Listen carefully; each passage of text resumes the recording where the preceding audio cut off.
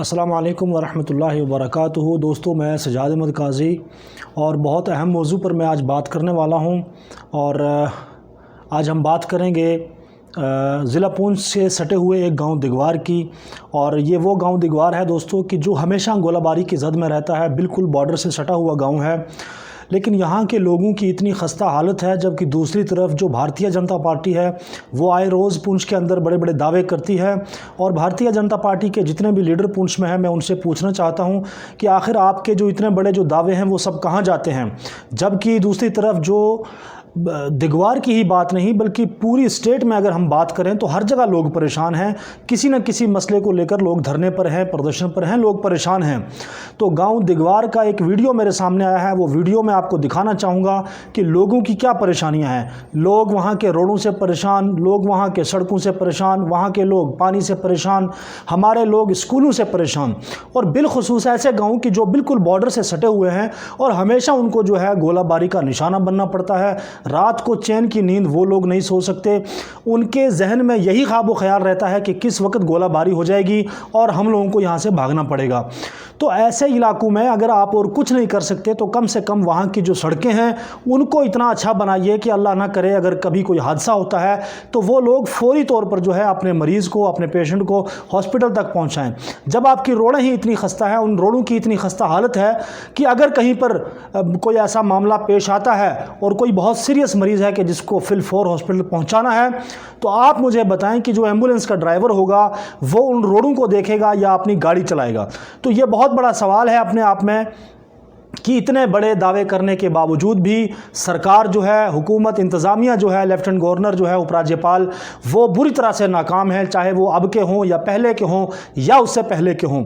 तो मेरी अपील यह भी रहेगी पूंछ की आवाम से, ख़ास तौर से दिगवार की आवाम से जिन्होंने आज ये वीडियो बनवाया, उनसे मेरी ये भी अपील है कि आप लोग जब भाजपा को ज्वाइन करते हैं तो उनसे सवाल भी पूछें।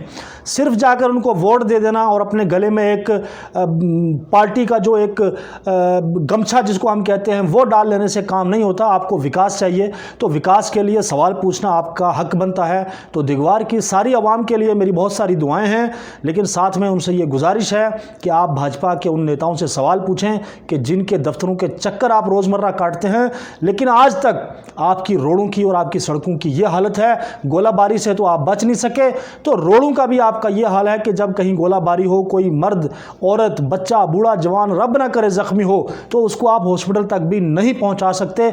मुझे लगता है ये प्री प्लानिंग है हमें मारने की और हमें ख़त्म करने की। तो वो वीडियो आप देखें और उसके बाद हम बात करेंगे। मुझे अपना कीमती वक्त देने के लिए आप सबका बहुत बहुत शुक्रिया। अल्लाह निगहबान।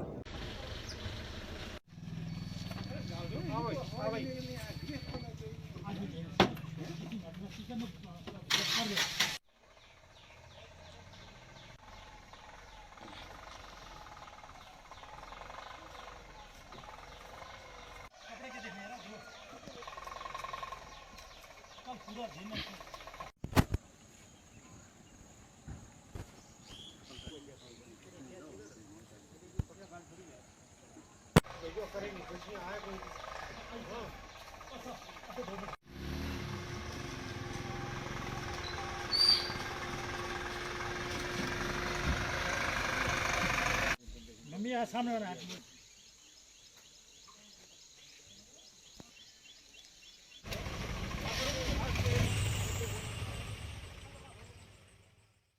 करूंगा जी कि ये हमारा इलाका जो दिगवार है ये अपने पुंछ सिटी के साथ है।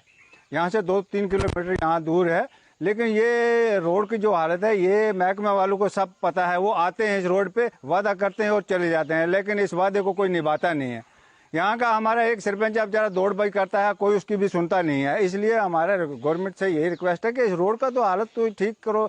ये देखो क्या हालत है, इसमें गाड़ी नहीं निकल रही है, इंसान नहीं निकल रहा है तो इन लोगों का राब्ता पुंछ सिटी से है, सामान तो वहाँ से लाते हैं, लेकिन रोड की क्या हालत है।